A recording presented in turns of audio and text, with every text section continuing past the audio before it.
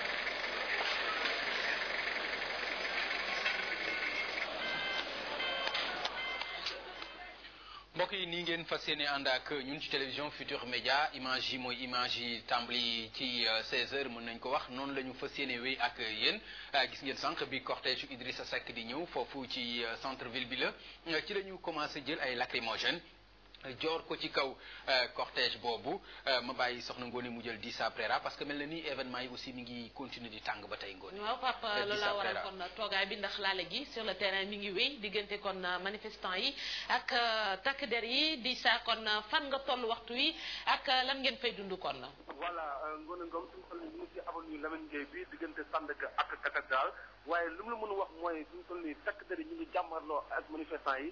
jàmmarloo yu méttee sax xaw ma sax ndax yéen a ngi dégg lacrymogène yi demoon na sànq sax ba nga xam ne takk der yi seen lacrymogène dafa jeexoon dañu doon sànnante ay xeer ak manifestant yi mais waaye suñu toll nii ay renfort ñëw la ñu ay renfort ñëw ñu toll ci benn ñaar ñett ñeent juróom benn juróom ba juróom-ñetti oto GMI nekk nañ fi ak ñaari oto GIGN waaye li ñu mën wax daal suñu toll nii mooy mbir mi tàng na lool am na sax benn tubaab bu ñu gën a naam bu ñu néewal doole di bu baax suñu toll nii suñu kanam sax journaliste yi teg seen bët waaye même journaliste yi sax dañu am jafe-jafe pour def seen liggéey tey nag li ñu mën wax ngoone mooy vraiment li xew fan yëpp li xew tey boo gën a doy waar amul sax moo wax réellement li ñuy gis nii takk der yi ak voilà nit ñi bu baax waaw nit ñi bu baax suñu jóge fi parce que bëgguñu seen li ñuy def am na barricade bu def na ci tali bi bañ koy fay oto bi fay na taal yi ñu taaloon ci waaw fay na taal yi Ngoné Ngom waaw di ça mais Ngoné Ngom avenue Lamine Gueye comme ak Malais vrai di sa Préra mu mel ni Papa Jokko bi ngelaw li bu mënee tourné waat dinañ dikkaat ak moom na mu ko waxee nee na manifestation yi bu mu dalee door ba tey ji bi nga xamante ni moom moo am tey jàpp nañu ni moom moo gën a tara sànq ci ba ñuy jokkoo ak moom laataa ñoo yegg si fii mi ngi xamal ni policiers yi am na sax grenade lacrymogène yu ñu sànni woon foofu ci zawiya bi nga xamante ni moom moo nekkee ci ville kon avenue Lamine Gueye amit yeneen xibaar fële ca kon Médina fekk nañu leen fatam mu mel ni Pape même fi nga xamante ni nit ñi fa la ñu daw di làqu takk der yi bàyyiwuñu leen ci seenug dal dañu leen di poursuivre ba fa nga xamante ni fa la yëf yi sësee tegguñu seen tànk benn yoon. waaw Ngoné dégg nga li nga xam ni moom la di sa wax xam naa dinañ ko régie bi dinañ ñu ko joxaat ak Khalifa Diakhaté bu disponible régie ñu jox ñu ko mais li mu wax te nga dëggal ko loolu itam laa leen di fekk si moo di rek événement tey bi événement la bu ñu mën a jàppee événement majeur ci violence bi am ci pré campagne bi ak durant campagne bi ndax li koy waral moom mooy da ngay xool li xew tey ci zawiya Seydi Hadji Malick Sy ci Dakar grenade lacrymogène yi génne ñi nga xam ni ñoom ñoo fa nekkoon di ay kilifa waroon a door seen xadra ndax xam nga ni bisub àjjuma ku xam taalibe Tidiane xam nga ni dafay xadra boobu ñu wëlbatiku def ko ci mbedd mi la ñu lal seen mbalaanu wasifa loolu nekk na loo xam kenn mus ko gis bi Sénégal nekkee Sénégal ba tey ndax am lu leen naqari ci sox grenade lacrymogène yi ñu def foofu ci jàkka ji mu nekk lu kenn mënul rafetlu naqari lool taalibe yu bari ci mbokki tijaan yi ñu ñaawlu ko dégg ngeen ñu wax ni sax Serigne Mbaye Sy Mansour fii ñuy waxee am na déclaration bu mu fa war a def foofa ca Seydi Hadji Malick Sy jombul suñu correspondant yi fa nekk dinañ ñu wax fan la ci toll di saa bu fekkee nekk na en ligne ak la régie ñu bàyyi ko ak Khalifa Diakhaté bu fekkee nekkagul en ligne Khalifa waaw ñu jël Chérif Dia kon Chérif moo nekk en ligne ma bàyyi Khalifa mu jël ko Chérif. Chérif Dia, bonsoir. Bonsoir Khalifa Diakhaté. Alors juste pour camper le décor, j'aimerais juste rappeler aujourd'hui donc on a constaté ces échauffourées à Dakar puisque il y a donc cette intervention des forces de l'ordre pour justement contenir cette manifestation interdite. Juste souligner que donc tous les candidats à la présidentielle donc de 2012 ont l'obligation, comme l'indique le code électoral, de déclarer leur manifestation 24 heures avant, conformément donc à l'article L61 de ce code. Ce qui a été effectué par le candidat à la présidentielle Ibrahim Fall. En revanche, le ministre de l'Intérieur n'est pas très d'accord, Maître Ousmane Ngom, qui parle de délit de vagabondage pour qualifier ces manifestations. Alors, Chérif Dia, c'était juste pour éviter un tout petit peu l'amalgame et je te laisse nous faire le point sur ce qui se passe actuellement, le film des événements. Khalifa Diakhaté, vous avez raison et vous êtes venu même au bon moment parce que je suis à côté d'un homme qui est d'origine sénégalo-libanaise. Monsieur, vous êtes commerçant, vous avez été brutalisé par les policiers. Informaticien, je travaille dans une entreprise à place depuis un centre sénégalais. Vos blessures là, elles sont dues à quoi? En violence policière. Et qu'est-ce qui s'est passé réellement? Allô, Khalifa, oui, il n'arrive pas à s'exprimer parce que tout à l'heure, il avait son appareil photo en train de filmer les événements et la BIP, brigade d'intervention polyvalente, très professionnelle et qui est au corps de la police, l'a interpellé et a arraché l'appareil à Al-Qassar. C'est pourquoi il est en train, il est nerveux. Moi, je me trouve présentement du côté de la Zawiya El Hadji Malick Sy où s'est déroulé un fait vraiment inédit, au moment où les fidèles étaient en train de faire leur khadr. La police a jeté une grenade lacrymogène là-dedans et les fidèles se sont dispersés, ce qui a envenimé la situation. Et présentement, la police est vraiment débordée et la BIP même est venue à l'enfant. Et les jeunes ont brûlé partout. Il n'y a pas d'étal. Hein. Les commerçants qui m'écoutent demain devront normalement amener d'autres étals parce que les jeunes ont pris les étals et les ont brûlés pour empêcher la police, la mobilité de la police. Le camion Dragon, le fameux camion qui a tué Mamadou Diop l'autre jour, est en train de se faufiler devant la foule pour éteindre le feu. Khalifa Diakhaté. Merci Chérif Dia. Donc Chérif Dia, ne nous quittez pas pour la version en wolof avec Ngoné. waaw comme Chérif yaa ngi sur le terrain ngay dellusiwaat ci événement yooyu xew ca Zawiya ba waaye situation boo xamante ni doomi Sénégal yi ñu ngi koy dund seen diggante ak takk der yi. waaw li moom Ngoné Ngom xam naa gëj naa am Sénégal wala ñu ma mag xam naa ci ay année 88 ak yooyu lañ ko gëj a gis ay seen demande yu am maa ngi gis benn waaye mi ngi nii sax di xaatalu ko commissaire u BIP bi nga xam ne mooy corps d'élite bu police mi ngi koy jéem a calmer mais c'est un jeune manifestant on ne peut pas l'arrêter kenn mënu ko arrêté ba tax na mi ngi nii di song alkaati mbir mi daf leen a dépassé maanaam mbir mi dafa jéggi dayo mi ngi nii di wax ak journaliste sax pour ñu arrière camion Dragon bi mi ngi jéem a fay taal yi xam naa commerçant yi marchand ambulant yi nekk Sandaga moom bu subaa bu ñu ñëw bu yeboo ñu daaj bi waat yeneen table xam ni table yi ñu fi bàyyi woon gone yi taal nañ ko ci mbedd mi police nag dañoo dem ba mbir mi jéggi dayo ba dañuy arrière ba tax jeunes yi dañ leen di topp fi mu toll nii boo xamee direction des bourses watukat daral ba ñun fa la nekk parce que jeunes yi ci pharmacie gi ko jàpp rond point Sandaga fa la nekkoon ci Zawiya bi daal di topp nag ñi nga xamante ni ñoom ñooy alkaat yi xam naa ñoom it pour ñu bañ a jël risque moo tax des fois ñu arrière sànni suñ grenade lacrymogène lii di xew ci Sénégal daal daanaka buñ ko mos a gis tamit bariwul ba tax na alkaat yi indi leen ay renfort def ñu ne pour neex xale yi seen xeer lañ yor di leen ko joor ñoom it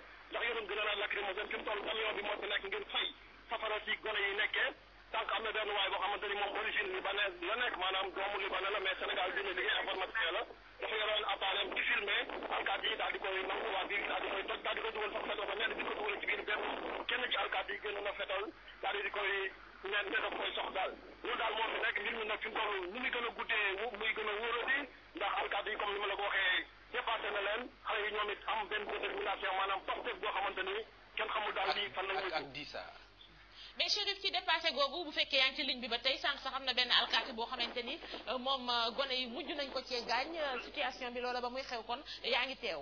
waaw maa ngi teew sama kanam la xewee boobu envoyé na leen image bu dee gis ngeen ko sax waa ji maanaam moom it dafa xaw a jaxasoo ndax yaram tam xam nga deret buy génn ci yow te boobu daanaka ñu ngi ci digg bëccëg waa ji xaw a dépassé bu ngeen gis sax dafa génn arme à feu maanaam fetal la génn waaye yoo xam naa fu nekk mu jéem koo daal di koy wane nit ñi mais jotu ko tiire xam naa buñ ko bàyyoon ñoom ànd ak sax ñoo ko doon jéem a calmer waaye buñ ko calmer doon waalo day ñaaw ndax dina ko tiire ci manifestation yéen a ngi dégg nii teelu bi alkaat yi ñoom it ñu ngi xale yi ñu ngi fii alkaat yi ñu ngi dajaloo ñoom ci fi nga xamante ni moom mooy avenue Lamine Gueye seen ci cathédrale bu Ndakaaru dégg ngeen teelu ñooñu ñoom seen xeer la xale yi alkaat yi yore seen ay grenade lacrymogène ñu ngi nii di avancé ak seen camion bi ñu wax Dragon bi ñu ngi fi bari lool mais ngone daal li wër te wër mooy lii mun gën a guddee rek affaire yi di gën a doy waar yéen a ko dégg noonu yéen a ngi dégg li nga ñu ngi leen koy may en live sax fii ci TFM waa bépp comme ni ma la waxee mooy corps d'élite boobu nekk police boo ngeen xamee sax ñoom ñu ci bëri ay garde rapproché président de la république mais bu ñu demee ba ay manifestation xaw a jéggi dayoo la ñuy intervenir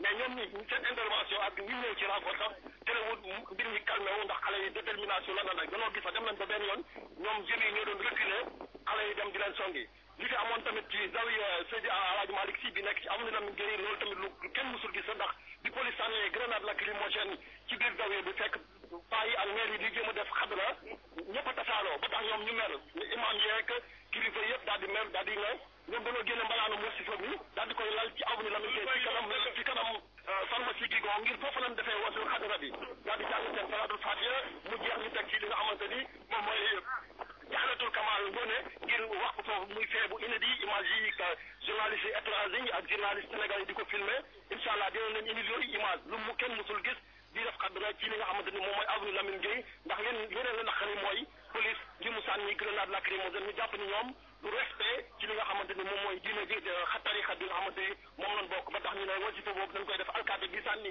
grenade bi ak ñi ko yebal yàlla daal di leen di mbugal ñoom noonu lañ ko waxee incha allah dina leen ci nit image yi xëy na ci guddi gi Chérif Dia kon Papa ñoo ko déggandoo pour dellu si ci li Khalifa doon wax sànq mi ngi koy wax ministre de l'intérieur mais ci fàttaliku meneen ndaje mi nga xamante ni keroog tam nii la demee woon ba mu nee daf ko bañ moom maître Ousmane Ngom daf ni woon parce que ña déposé duñu woon ay candidat mu di kon Alioune Tine la waxoon ak ki nga xamante ni moom moo di Amath Dansokho mais tey jii bi yoon Ibrahima Fall la beneen lay la indi Khalifa wax na ko maanaam kon vagabondage mu mel ni wàllu ndaje meeg dajaloo bi ci période boo xamante ni yoon daf ko autorisé moom loolu la leen lànkal ba jur tey ji situation bu demee nii.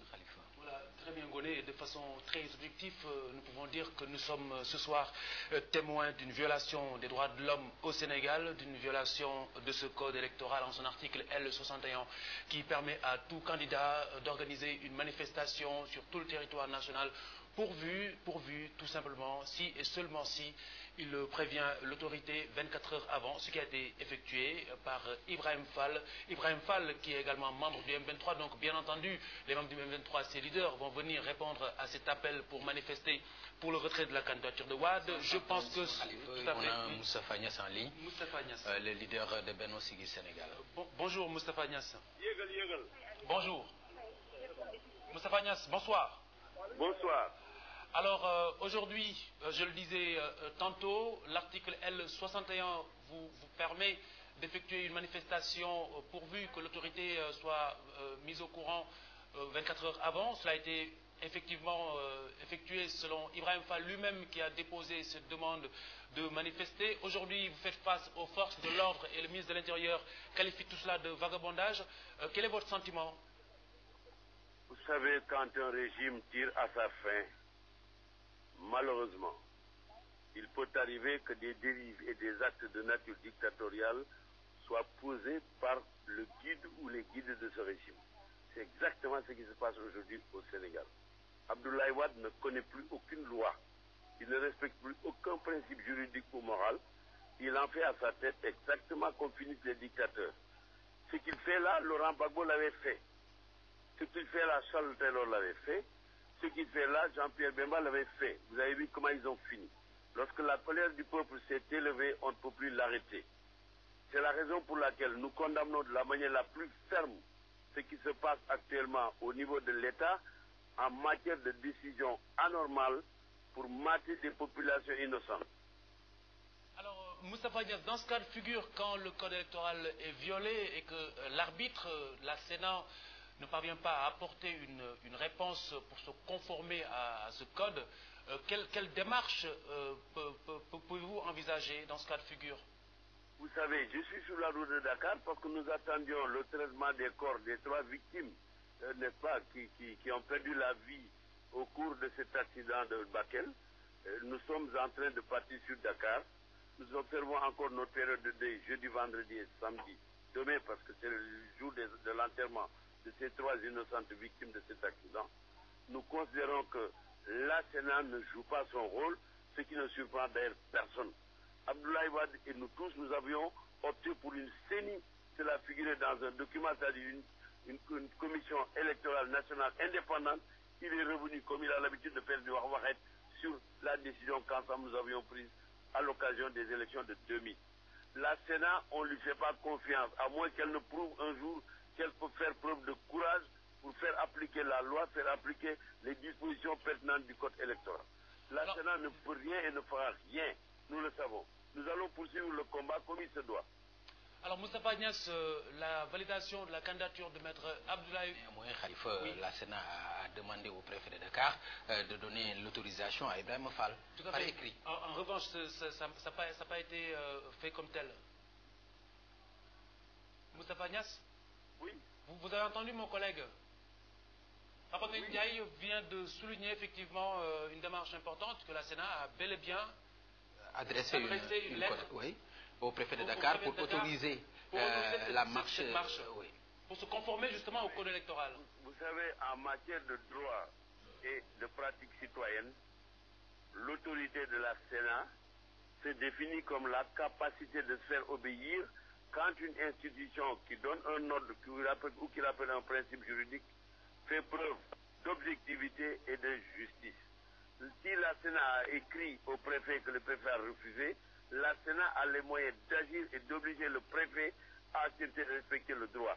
Si si le préfet est passé outre ce que lui demande la Sénat en se fondant sur le droit, il appartient à la Sénat non seulement de faire enlever le préfet immédiatement comme première mesure administrative conservatoire et d'attaquer le ministère de l'Intérieur et le président de la République en personne ainsi que le gouvernement pour refus d'obtempérer sur un ordre d'une institution qui est prévu par la loi et qui a des prérogatives très précises et très claires.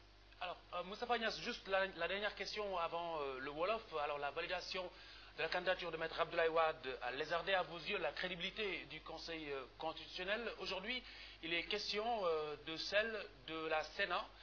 Est-ce que cela ne vous rapproche pas justement de cette proposition de votre camarade du M23, Cheikh Bamba Dièye, qui demande qu'on mette fin justement à ce processus électoral? Vous savez, il y a deux choses. Vous l'avez dit et c'est juste. Le Conseil constitutionnel a posé un acte anticonstitutionnel en acceptant la candidature de Maître Abdoulaye Wade pour un troisième mandat auquel la Constitution ne lui donne pas droit. La Sénat a donné un ordre qui n'a pas été respecté. Tout ça, ce sont des actes qui sont inspirés, ordonnés et contrôlés par Abdoulaye Wade lui-même. Il n'en est pas à la première violation de la Constitution de la République du Sénégal. Maintenant, vous me demandez, finalement, est-ce que ceci ne pourrait pas m'amener à rejoindre l'idée de mon collègue Cheikh Bamba Dièye qui a indiqué et souligné qu'il faudrait envisager d'arrêter le processus électoral. Quand il s'agit d'arrêter la démarche de Benno Siggil Sénégal d'une part, qui s'insère d'autre part dans celle du M23, ça ne pourra être qu'une décision collégiale des instances concernées. Le M23 a à se réunir, le Benno Siggil Sénégal a à se réunir, ainsi que les autres coalitions de leur côté, pour ensemble dire qu'est-ce qu'il faut faire face à cette situation-là. C'est la raison pour laquelle, moi, en toute logique, il m'est impossible d'adhérer à une idée de Cheikh Bamba Dièye. Je ne suis pas contre cette idée, mais je ne peux pas dire que j'y adhère parce qu'elle n'a pas fait l'objet d'un processus de discussion et de maturation au niveau des instances auxquelles j'appartiens, c'est-à-dire la coalition Benno Siggil Sénégal et le mouvement du 23 juin. Oui, Moustapha Niasse, merci. Donc, je vous laisse avec Ngoné Ngom pour le Wolof. Merci. Moustapha Niasse, candidat kon Benno Siggil Sénégal gannaaw ba ñu la nuyoo gis nga kon yëf yi ni mu mujj tëddee seen naataango candidat bi demandé woon kon manifester foofa ca place de l'indépendance préfet bañal ko ko Sénat xamal ko ni kon ci bataaxal na ko autorisé loolu lépp mujj tantu ba jur tey ji li nga xamante ni askan wi ñu ngi koy dund nga gis ni nag ci loolu Sénat mi dafa mel ni amoo ci moom yaakaar mu def li ñuy séntu ci moom kon. ñaari yëf moo am. bu nekkee préfet interdit na marche wala manifestation nekkul ci yoon ndax campagne électorale kenn amul droit bañ wala di def affaire autorisation campagne électorale bu amee candidat yi yëpp ñu ànd wala ñu nekk benn par benn war nañ mën a dem pour nekk ci territoire national bi la ko mën a arrêté rek moo di bu seen sécurité assuré wul ñoom ci seen bopp seen doon mën nañu wax ne bu leen dem foofu parce que seen sécurité assuré wul ñaareel ba moo di Sénat préfet ne na interdit na marche bi Sénat seet yoon li mu tëral bindu ko ne ko nekkoo ci dëgg marche mënoo ko interdire malgré tout préfet interdire na ko bon Sénat war na proposer immédiatement que préfet ñu sanctionné ko ñu sanctionné ministre de l'Intérieur bii patron ndax ci moom la dépendre président de la République ñu wan ko ne ko du ci dëgg Sénat moo war a def conférence de presse tey wane ne Ablaye Wade mu ngi dëgg ci yoon wi deful lu jub deful lu ànd ak li yoon wi tëral que Ablaye Wade dañ ko war a traduire devant la haute cour de justice pour parjure parce que serment bi mu defoon moo di il va appliquer les lois de la République bon lii mu def tey Sénat moo ci seede ne respecté wu les lois de la République une procédure devait être engagée pour lui mais comme li ko desee juróom-ñeenti fan moo ko desee ci présidence de la République xëy na bu ñu engagé procédure boobu ba nañ ko entendre sax xëy na délai 9 jours yi jeex na Sénat jël responsabilité wax li war ñun nag li ñuy wax moo di Sénat dafa am yoon wuñ ko tëral am ay moyens doole yu ñu ko jox ci yoon na ko appliqué Ablaye Wade nag xam ne mënul lu ko neex mu def ci juróom-ñeenti fan yi ko dese yaakaar naa ne bu amoon tuuti xel dafay jël candidature ne retiré na ko parce que réew mi yëpp ñoo ko jox gannaaw communauté internationale maanaam àddina bi yëpp jox ko gannaaw moomu ne nag lañ ko cee fekk nag moom dana ko ci fekk bu neexee yàlla même moo koy defal boppam. mais ci juróom-ñeenti fan yooyu nga junj ni ko Khalifa waxee bu fekkee ni Sénat la ñuy séntu ci moom defu ko conseil constitutionnel mi war a àtte élection yi ñuy dëgmal yéen wóolootu leen ko ndax jar na ngeen di àgg ca cëppaandaw la ni ko Cheikh Bamba Dièye xalaatee.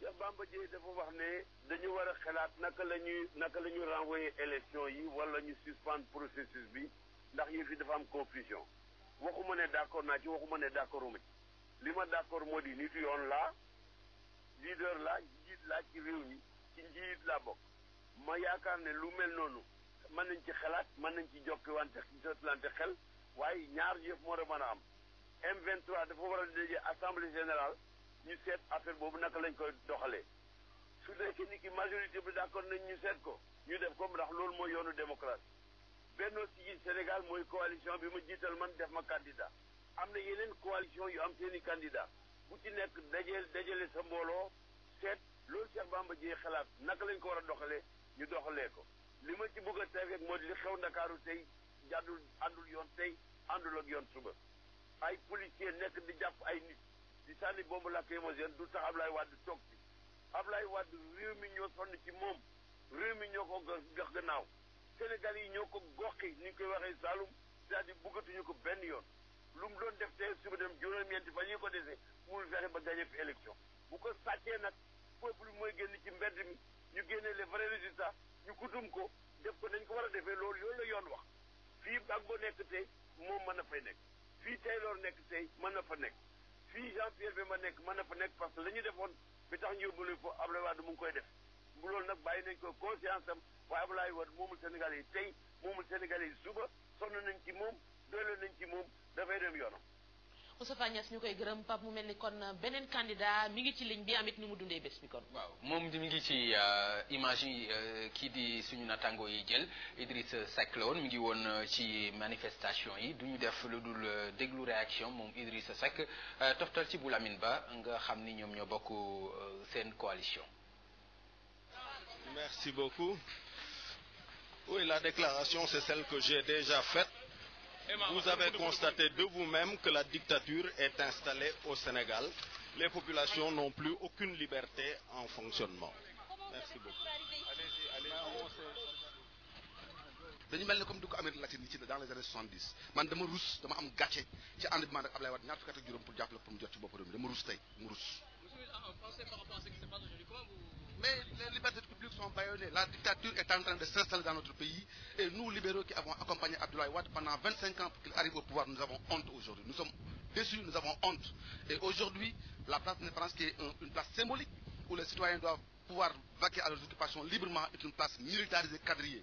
Et je crois que c'est une honte pour le Sénégal. Je me sens comme dans un pays d'Amérique latine dans les années 70. J'ai honte. yii li xew ci réew mi garaaw na garaaw boo xamante ne kenn amatul droit dox sa soxla Abdoulaye Wade dafa bàyyoon ne la liberté publique gàcce la pour ñun ñi àndoon ak moom jàppale ko mu jot ci bopp réew mi tey rus nañu am nañu gàcce.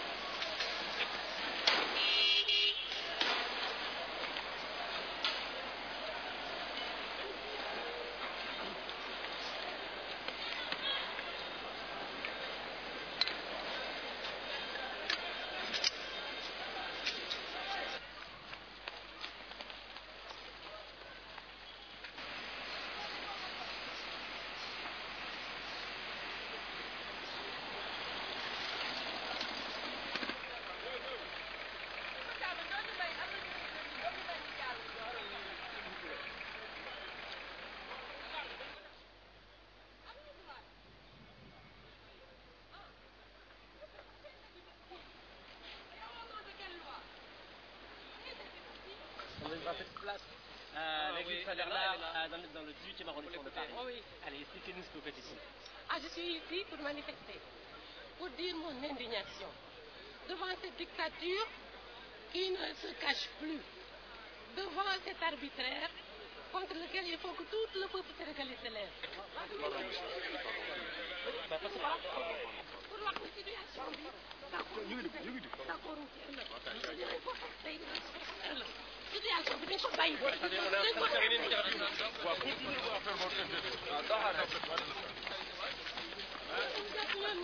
ko nangu dañ ko Abdoulaye Wade du ci dara Karim Wade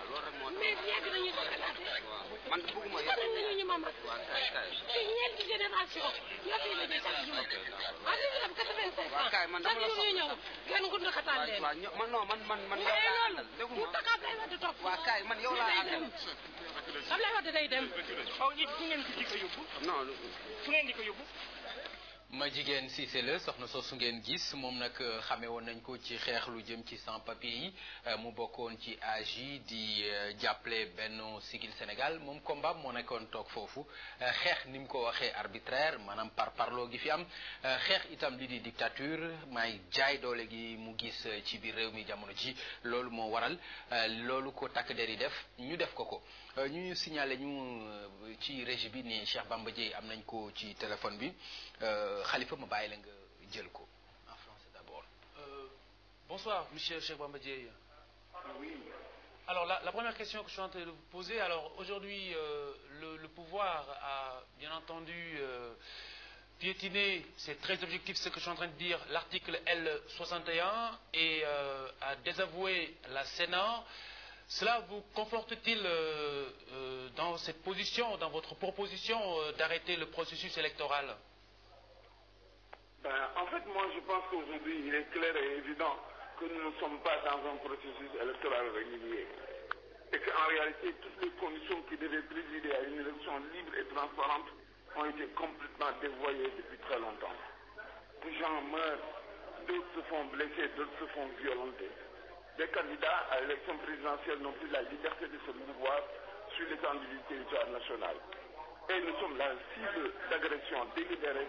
Moi, je suis à l'hôpital de Dantec, où deux dans mon directoire de campagne ont été sérieusement blessés, l'un à la tête et l'autre à la jambe, et un troisième a eu à maille avec la partie avec la police. Il s'est échappé et on lui a envoyé une grenade en pleine jambe. Donc, c'est pas possible. On ne peut pas évoluer dans de telles conditions. Parce qu'on ne peut pas dire qu'on n'arrête pas les candidats à l'élection présidentielle, mais qu'en réalité, tous ceux qui les accompagnent dans le directoire sont des chairs à canon. Dans ces conditions-là, comment voulez-vous que moi je puisse travailler si mon équipe est déstabilisée? Si les gens qui réfléchissent et qui voient comment je dois me mouvoir par rapport à la presse, par rapport aux meetings, si tout cela sont complètement déstructurés par une charge policière que rien ne justifie. Voici des conditions objectives d'organisation d'une élection. Comment est-ce que les Sénégalais peuvent-ils penser que dans de telles situations, que les Sénégalais, comme nous sommes tous sur le même pied d'égalité? Ce n'est pas possible. Et c'est vraiment dommage parce qu'en réalité, je ne pense pas qu'au niveau du M23, que nous soyons mis par des décès de déstabilisation. Nous souhaitons simplement atterrir dans une place qui est la propriété du Sénégal et qui est une place publique. Donc par conséquent, une place libre qui doit pouvoir être fréquentée par n'importe quel citoyen et qui plus est par n'importe quel candidat à l'élection présidentielle. Alors, Cheikh Bamba Dièye, de montrer que nous ne sommes pas sur le même pied d'égalité et que nous ne sommes pas dans une élection équitable, régulière et transparente. Du coup, Cheikh Bamba Dièye, cela vous conforte dans cette position de vouloir l'arrêt du processus électoral? Moi, j'ai préconisé l'arrêt du processus électoral pour des raisons évidentes. Nous connaissons ce que c'est qu'une campagne électorale. Moi, j'en suis à la 3e présidentielle à laquelle j'ai participé une fois en tant que directeur de campagne et 2 fois comme candidat. J'ai fait 3 fois toutes les élections au Sénégal. J'ai eu une large expérience de ce que c'est que le cursus et le contenu et la manière dont les élections se passent dans notre pays. Tout le monde est dans une certaine forme de morosité. Tout le monde est déprimé.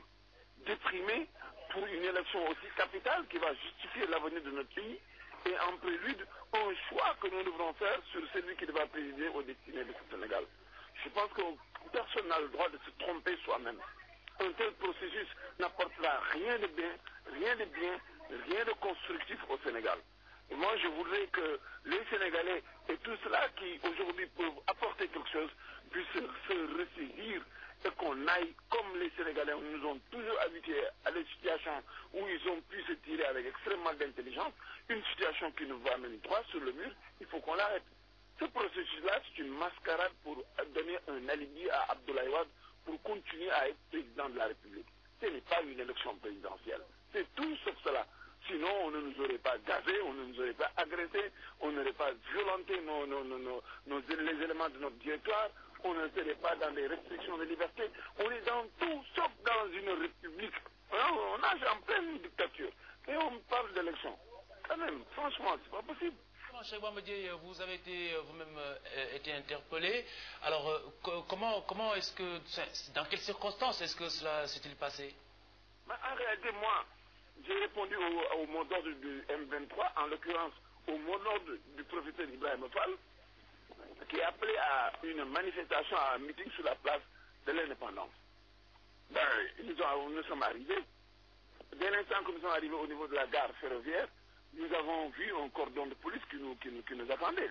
Moi, j'ai pu passer sans qu'ils puissent se rendre compte que je suis passé, mais ils ont chargé mes responsables à des niveaux extraordinaires.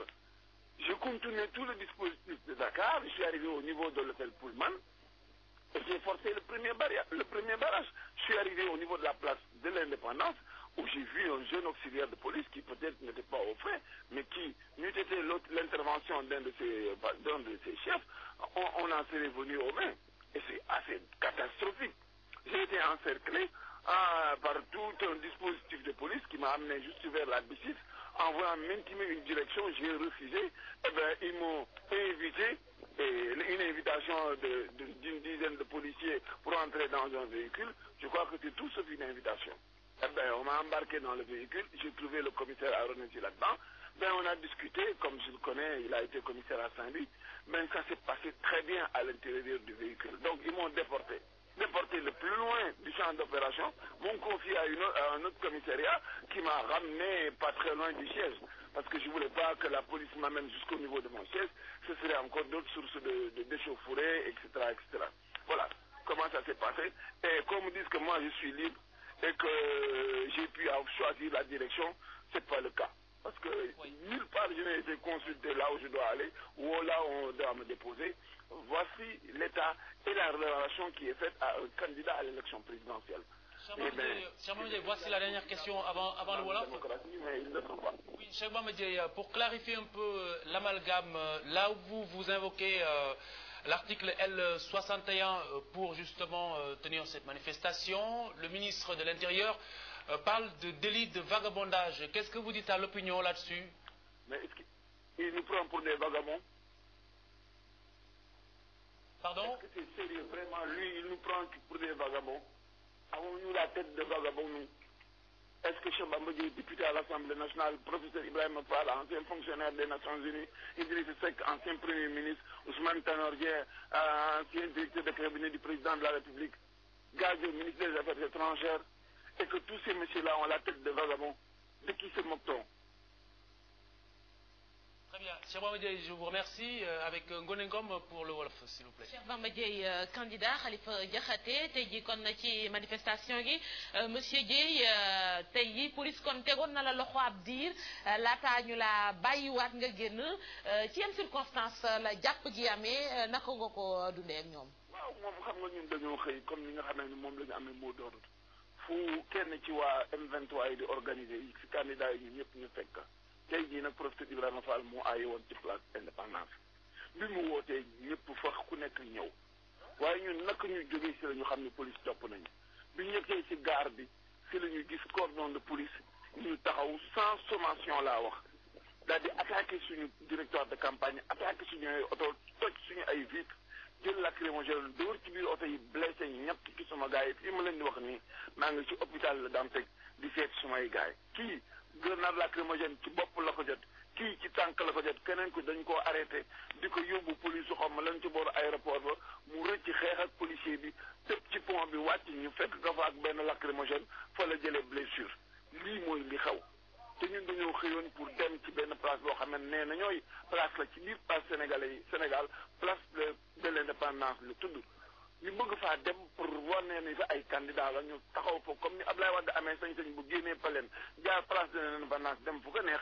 ñun tamit noonu la ñu amee sañ-sañ génne suñu biir kër ñëw place de l'indépendance mais nag 2 poids 2 mesures moom la ñu téye réew mi ñii buur lañu ñii ay baadoolo la ñu ak i jaam noonu lañ ko jàppee ndax tey jii bu ñu waxee ne du ñu laal candidat yi te terewul ñu ànd ak candidat yi ñu lay sox jëm ci seen kaw jël matraque jëm ci seen kaw ça veut dire que ni y a une terreur boo xam ne bëgg nañ ko samp ci bopp nit ñi gëmloo nit ñi ni ñii bu ñu leen déstabiliser parce que nit du moom cote kuy candidat bi yow cote yow ak sa équipe de campagne ngay mën a taxaw pour mën a doon candidat bu ñu xëyee nag bis bu nekk di sox di jëm si sa équipe de campagne ça veut dire que ñu ngi lay déstabiliser te buñ ñu waxee ni ñun ñëpp ñoo yem dañ ñuy nax buñ ñu waxee ni respecté nañu candidat yi dañuy nax nit ñi te sénégalais dañ cee war a yeewu jaay doole moo am ci réew mi am na daal nit koo xamee ne bu sotti pexeem sottee mooy muy walaat suñu kaw bopp dëgg suñu ndond nekkaat président de la république te kooku duñ ko ko may ndax jënduñu moomuñu duñu ay jaamam jënduñu moomuñu duñu ay jaamam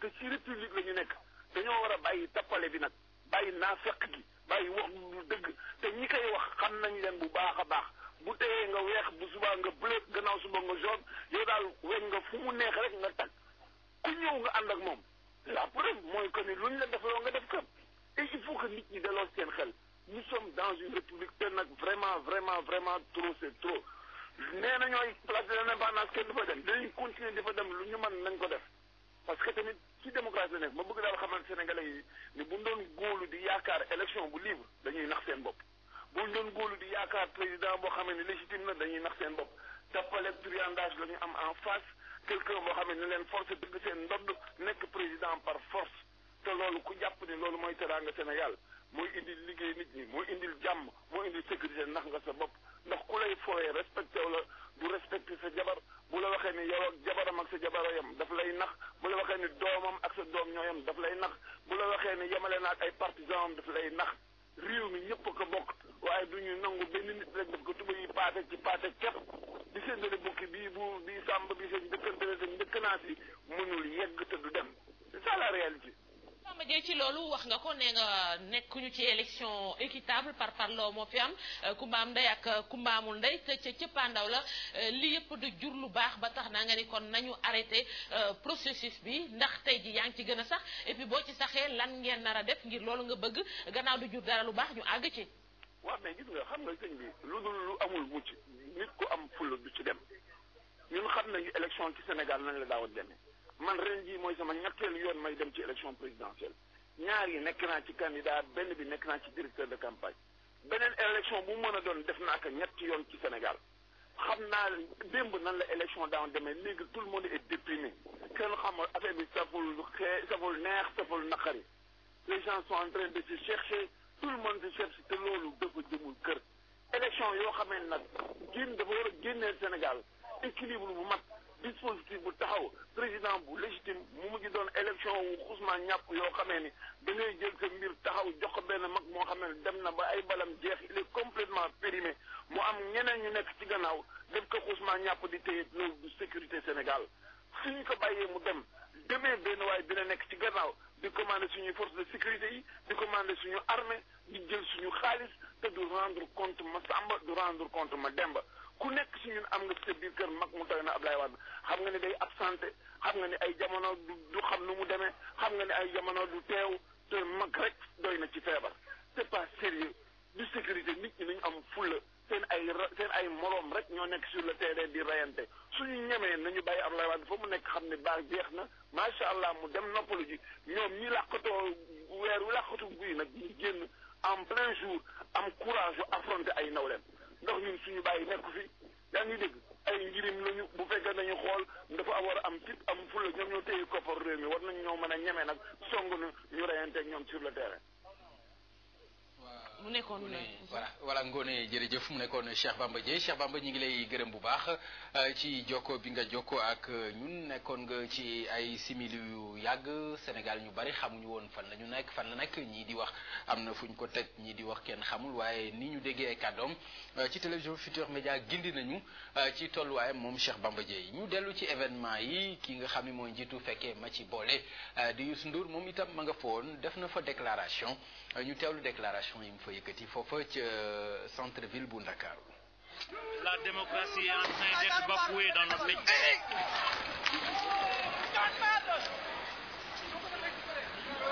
Intolérable. On ne peut pas.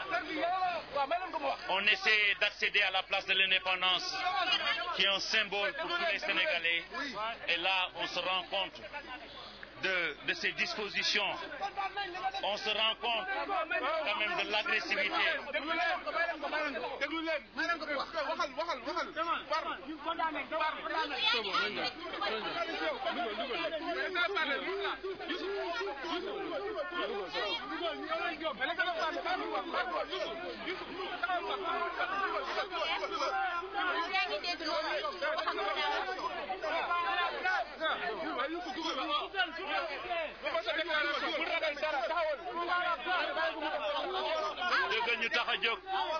C'est la vérité.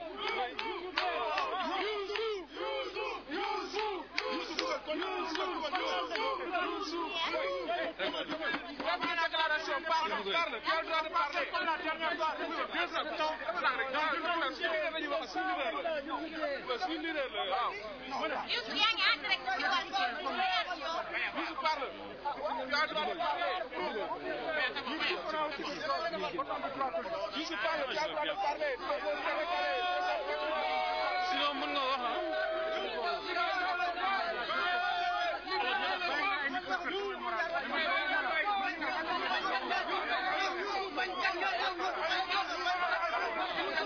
La démocratie.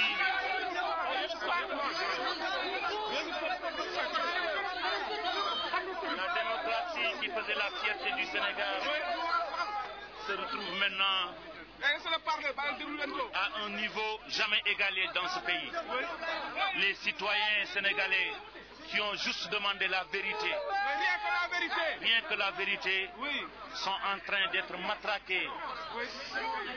Et ça, c'est une situation inacceptable. Il faut qu'on libère les jeunes de Y'en a marre qu'ils ont arrêtés hier. Sans condition, immédiatement, il faut qu'on libère ces jeunes-là.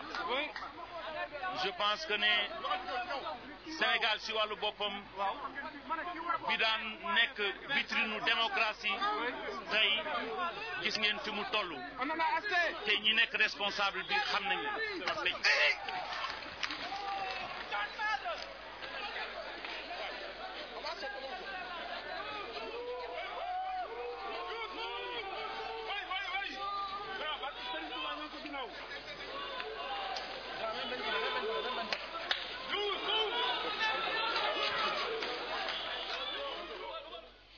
mbokk yi yéen a ko déggandoo téléspectateur u télévision Futurs Médias gisandoo ko ak ñun muy kàddu yu Youssou Ndour njiitu fekkee ma ci boole yëkkati foofu ci centre bu ville ci kanamu takk der yi ak ay grenade lacrymogène ngeen déggee kàddoom yooyu noonu ñu ko defee nag noonu lañ ko defee Ibrahima Fall noonu lañ ko defee itam kii di Baratal bu yemale amul kenn ci ñoom ku ñu may foo yàqe sa nakk yëkkati sa kàddu foo ko yëkkatee ci la lacrymogène yu tàkk jëm ci sa kaw ak mbooloo mi taxaw ci yow loolu mooy li feeñ tey ci Ndakaaru li ci gën a doy waar nag ba indi daanaka naqar bu kenn xamul nag fan lay yem mën nañu gis fi mu tàmbale waaye fan lay yem kenn mënu ko xam mooy li xew tey ci zawiya Seydi Hadji Malick Sy ba lacrymogène yi dugg ci biir fi ñu fekk mbokku taalibi tijaan yi di amal seen xadra lu ni mel itam mu am ca Médina foofu itam fa la ñu fekk ñii di kilifa yi fi ñuy waajale ñoom itam seen xadra ci lañ fa dóor ay lacrymogène ba loolu merloo woon waa tund ba yëpp ñu daal di génn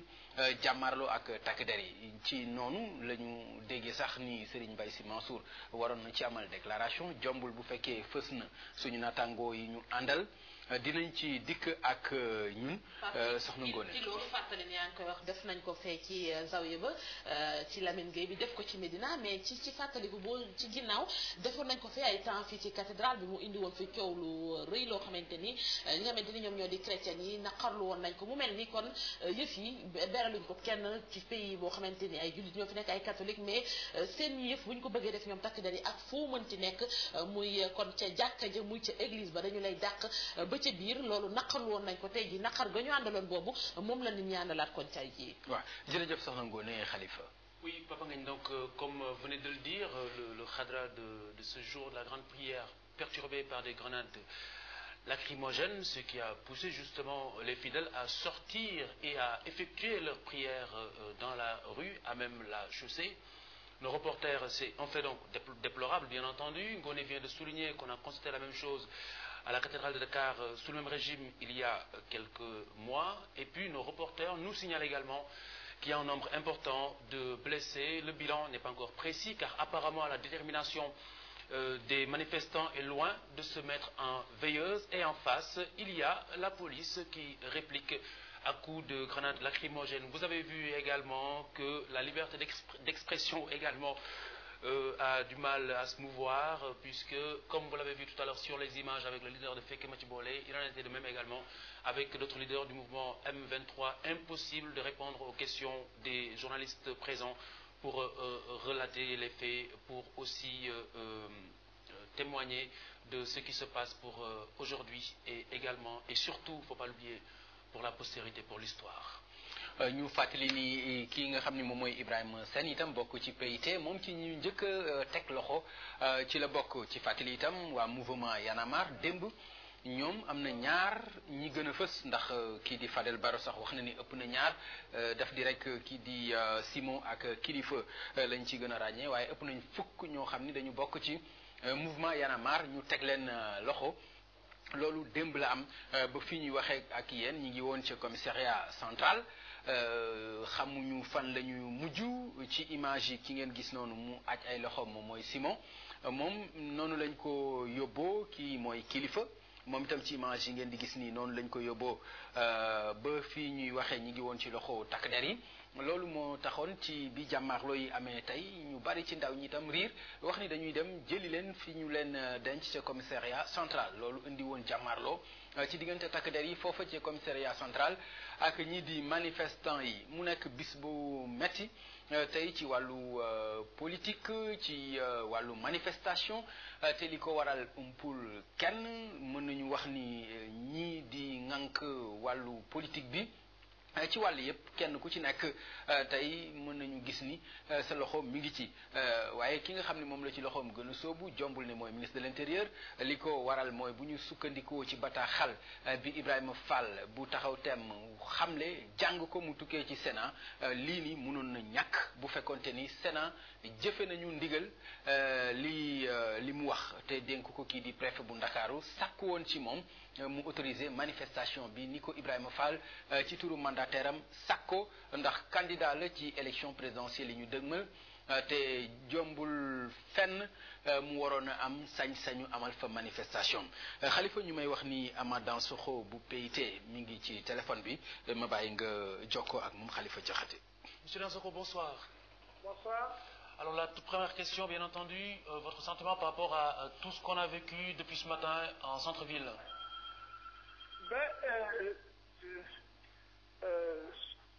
Il donne la mesure exacte de l'affolement qui s'est emparé du système d'Abdoulaye Wade. C'est-à-dire que il ne reconnaît plus les droits des Sénégalais. Ça fait longtemps qu'il ne le reconnaît pas, mais enfin, là c'est un cas particulier quand même.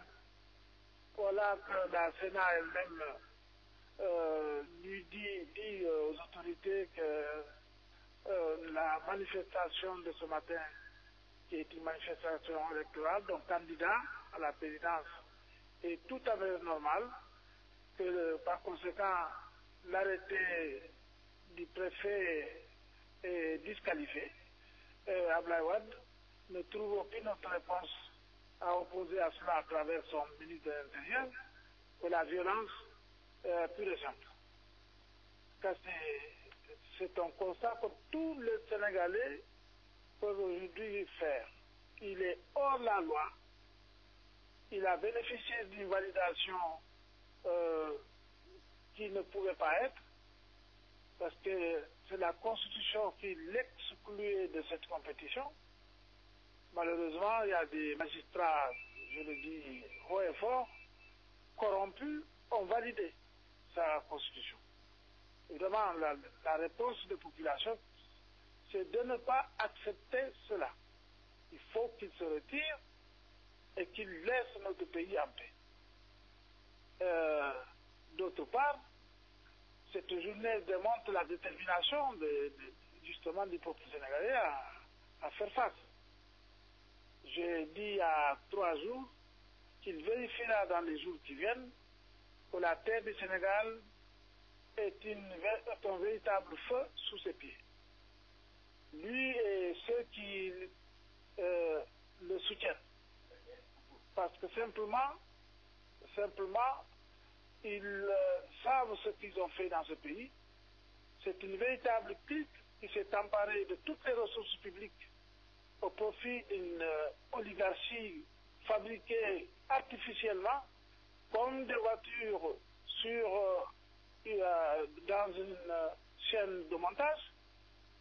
C'est cette oligarchie justement qui est la cause profonde de toutes les violences auxquelles nous assistons.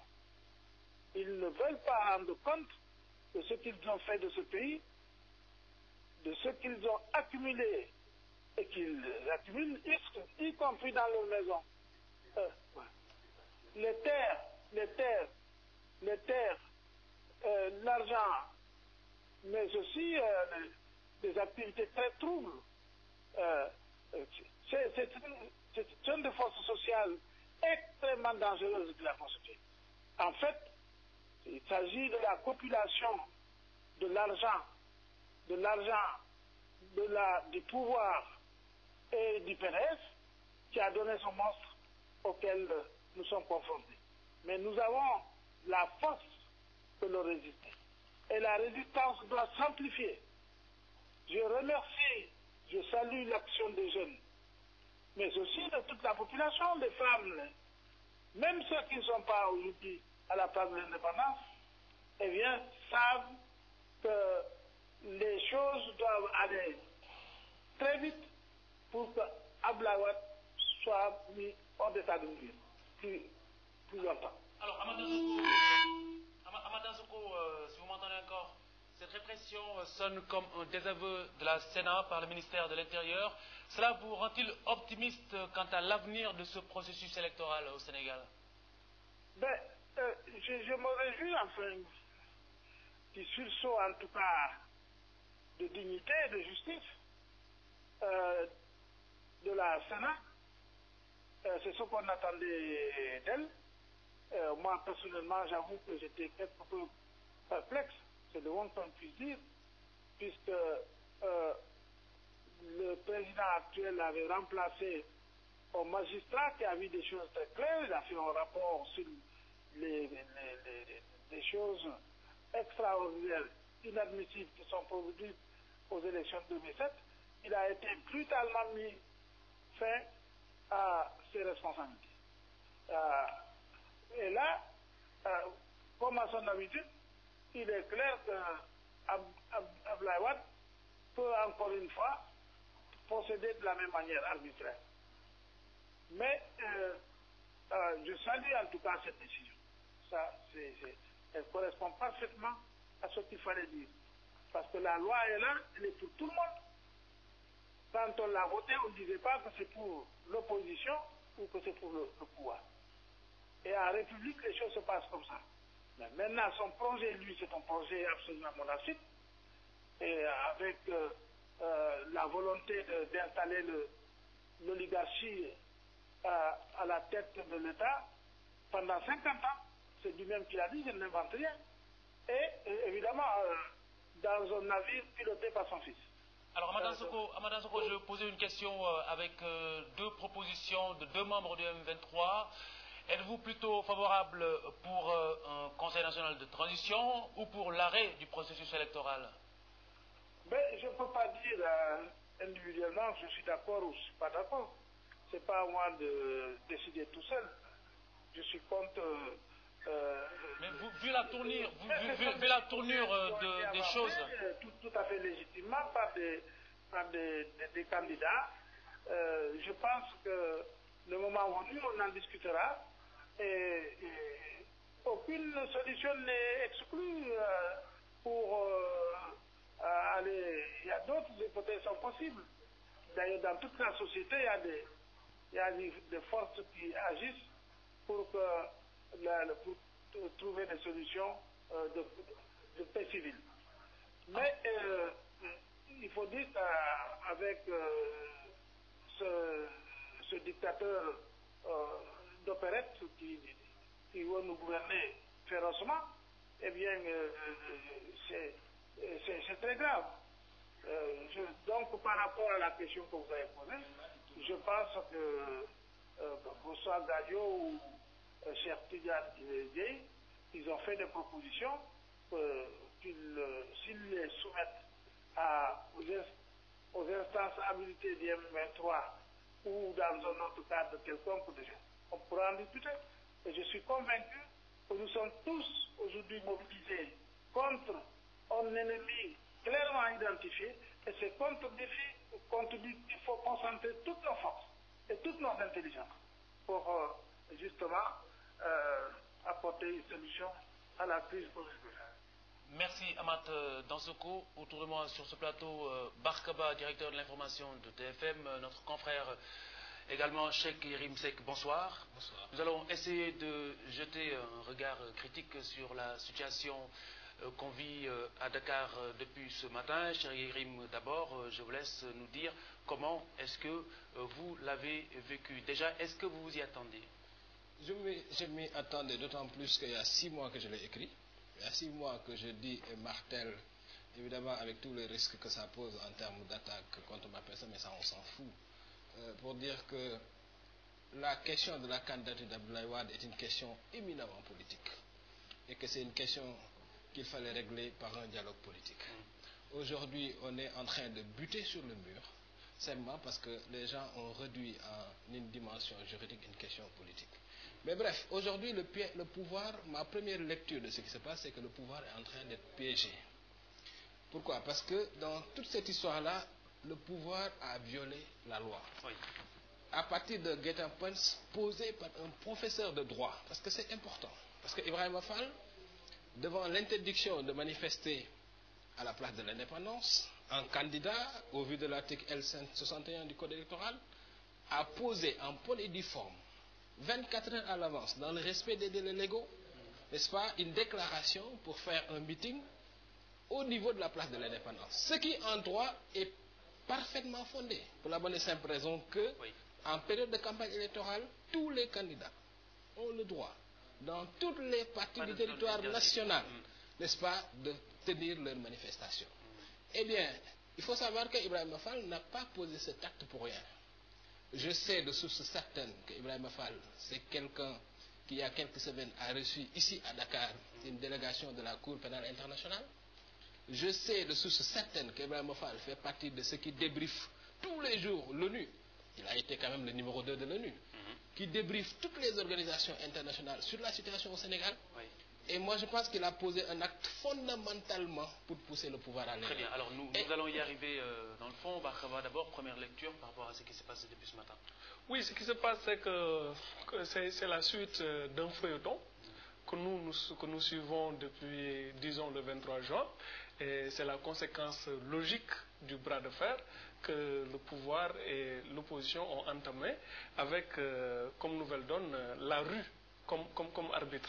Et ce qui attire l'attention surtout, et sur quoi on doit insister, c'est on assiste à une sorte de banalisation, de la violence.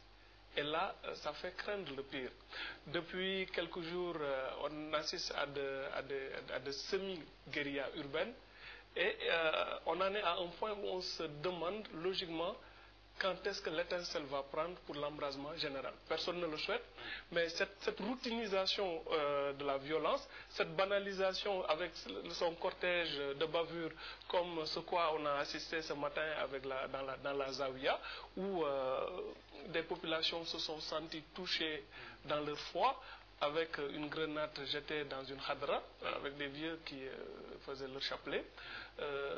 La multiplication de ces incidents a une incidence majeure dans la vie du pays. Le pouvoir aurait tort de sous-estimer ce qui se passe en disant peut-être que, comme c'est le discours dominant dans la majorité du pouvoir, que c'est le fait de quelques centaines de personnes, qu'à Dakar l'opposition n'arrive pas à mobiliser, mais même si l'opposition n'arrive pas à mobiliser comme elle le voudrait, en termes de quantité, l'impact de ce qui se passe depuis quelque temps sur le pays, c'est désastreux. Et on sait que le président Abdoulaye Wade tient comme à la prunelle de ses yeux à l'image de marque du pays. On a l'impression de vivre dans un pays en état de siège. Et jusqu'où le pouvoir pourra tenir dans ce climat? Jusqu'où? C'est juste une question de date pour voir quand est-ce que l'étincelle fatale va embraser le pays. Mais aussi bien les forces de sécurité, aussi bien le gouvernement ne pourront pas tenir longtemps sur ce rythme. Très bien. Alors considérant que le ministre de l'Intérieur est censé connaître le code électoral, considérant que le ministre de l'Intérieur a désavoué de façon factuelle la Sénat, alors considérant qu'il parle de délit de vagabondage, est-ce qu'il veut sciemment semer un amalgame dans la tête de l'opinion, une confusion? Non, moi je pense que le ministre de l'Intérieur est en train de rendre un très mauvais service Très bien, au alors, chef de l'État. Si vous le permettez, juste l'évolution de la situation avec Chérif Dia, un de nos reporters sur le terrain. Chérif, bonsoir. Allô, Khalifa, allô. Chérif, vous êtes à quel niveau de Dakar? Bon, nous sommes toujours sur l'avenue Lamine Gueye où s'étaient rassemblés les manifestants. Tout à l'heure, il y a eu ce qu'on peut appeler la descente, mais la police veut en finir avec ce rassemblement des jeunes, raison pour laquelle elle vient juste là, au moment où je vous parle, de lancer un dernier assaut. Là où, présentement, je vois même un jeune homme qui est interpellé par la police. Oui, Chérif. Chérif Dia.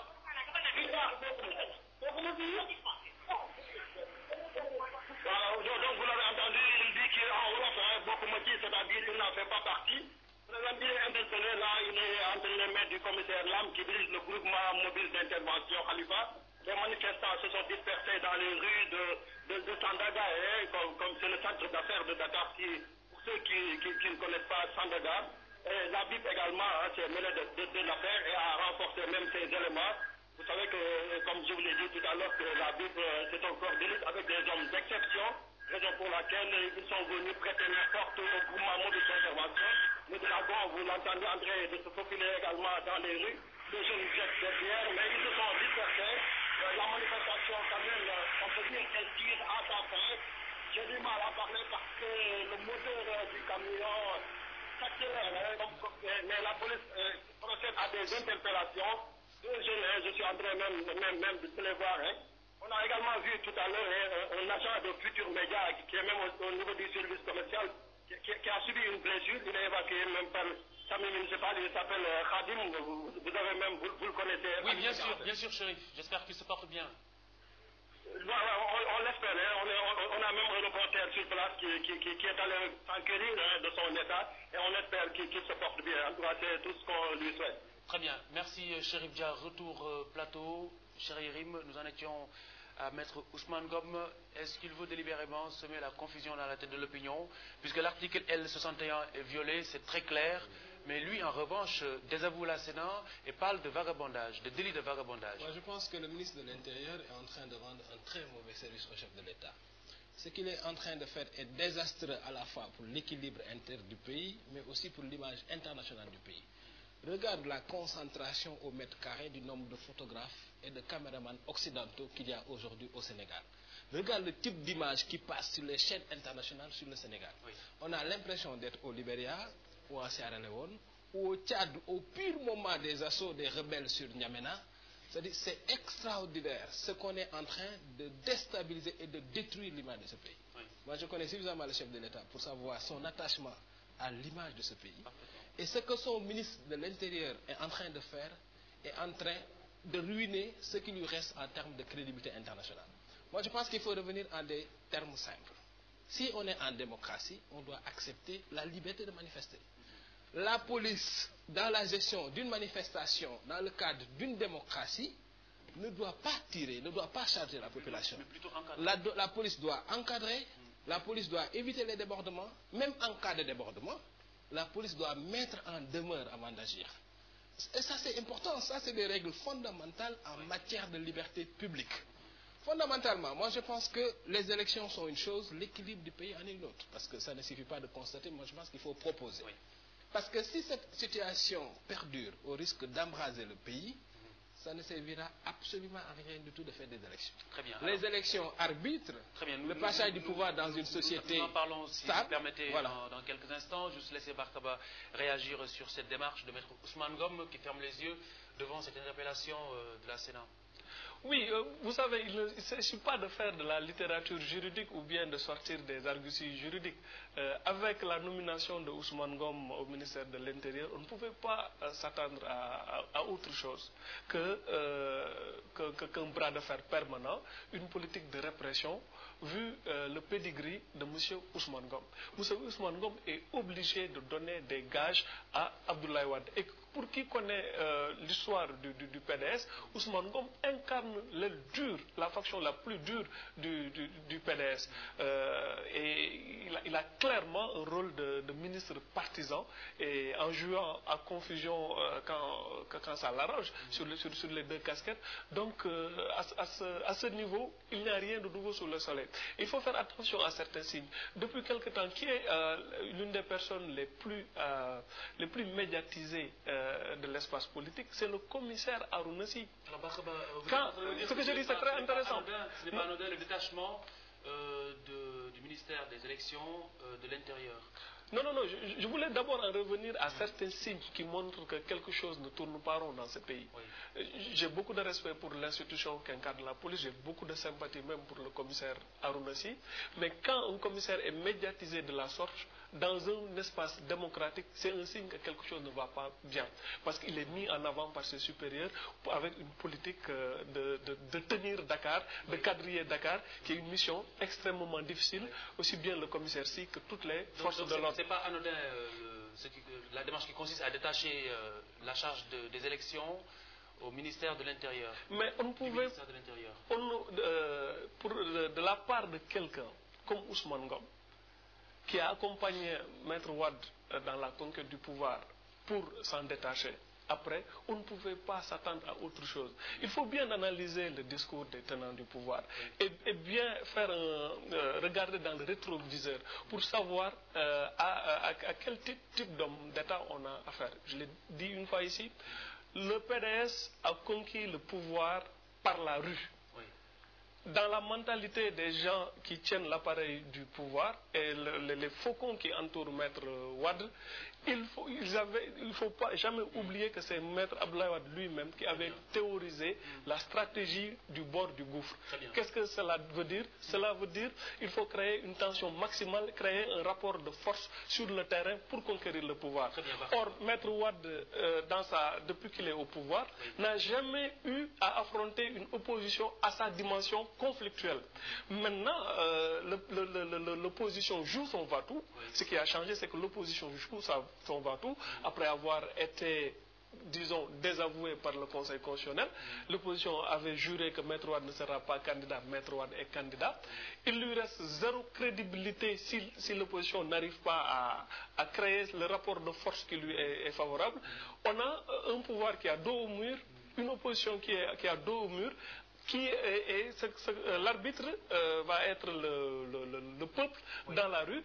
Personne ne souhaitait ce niveau de confrontation dans le pays, mais on en est là, dos au mur entre le pouvoir et l'opposition. Très bien, alors nous en étions à l'élection. Donc comment est-ce qu'on devrait reconsidérer ce processus électoral, reconsidérer toute la situation depuis la validation de la candidature de Wade jusqu'à maintenant? Non, moi j'ai un avis sur la question. C'est pas aujourd'hui que je vais changer d'avis. Oui. J'ai toujours dit que dans un pays, quand les hommes ne parlent pas, les fusils vont parler. Aujourd'hui, les grenades lacrymogènes et les matraques parlent. Donc c'est dire qu'il faut qu'on parle. Donc, si on doit se donner le temps du dialogue et que ce dialogue exige que les élections soient reportées, je ne vois pas au nom de quel principe.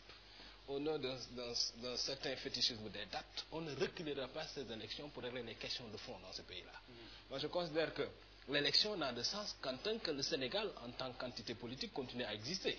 Si le Sénégal est détruit, celui qui est issu de l'élection va gouverner qui? Où? Comment? Et je suis content de constater, ça c'est une information de source sûre, que l'opposition, le M23 dans sa globalité, n'est pas opposée à un report des élections pour poser les conditions d'un dialogue. Est-ce que ce ne serait pas, sans le dire, le but de Maître Abdoulaye Wade? On a beaucoup parlé de droit, donc on a dit que la Constitution, le Conseil constitutionnel n'a pas lu le droit. Aujourd'hui, le ministre de l'Intérieur désavoue la Sénat, Maître Ousmane Ngom, qui est censé maîtriser le code électoral, parce qu'il est censé justement gérer le maintien de l'ordre au Sénégal. Donc tout cela réuni face justement à Maître Abdoulaye Wade, qui tient à son image au niveau international. Est-ce qu'il n'est pas en train justement de pousser le Sénégal à l'obligation de reporter l'élection? Non, je ne pense pas que ce qui est arrivé soit le fruit d'un calcul cynique. Moi, je suis profondément convaincu qu'Abdoulaye Wade, de bonne foi, était convaincu que la situation n'était pas arrivée là. Ah oui. Parce que vous savez, en Afrique, quand on a le pouvoir, on est isolé. Et justement, comme disait Barka tout de suite, il faut savoir que Ousmane Ngom, c'est l'aile la plus dure du PDS. Et Abdoulaye Wade est entouré par des faucons qui l'isolent et le coupent de la vraie information du terrain. Oui. Et je suis certain que si le président était convaincu que la situation arrivait jusque-là, il aurait une autre démarche. Mais enfin, moi je crois que si la discussion avait eu lieu, ça c'est ma conviction la plus profonde, si 6 mois avant cette échéance, ou quelques mois avec cette échéance, les gens avaient l'humilité de s'asseoir pour discuter, oui, Abdoulaye Wade aurait négocié une sortie. Parce que je sais, sur la base d'informations que je tiens de personnes très proches du chef de l'État, que toute son obsession à un moment donné, c'était d'avoir une petite rallonge, le temps de terminer certains chantiers essentiels, comme l'aéroport Blaise Diagne et l'autoroute à péage, et que si, par exemple, ça avait été négocié en certains termes, il aurait quitté le pouvoir. Alors, donc, nous avons très peu de temps. C'est très important ce que vous êtes en train de dire, mais nous avons très peu de temps et nous sommes obligés justement de donner l'antenne et de revenir juste à partir de 21h pour poursuivre justement ce débat, probablement en Wolof, et également vous rendre compte de tout ce qui se passe actuellement sur le terrain avec nos reporters. Merci de nous suivre, merci de rester avec nous.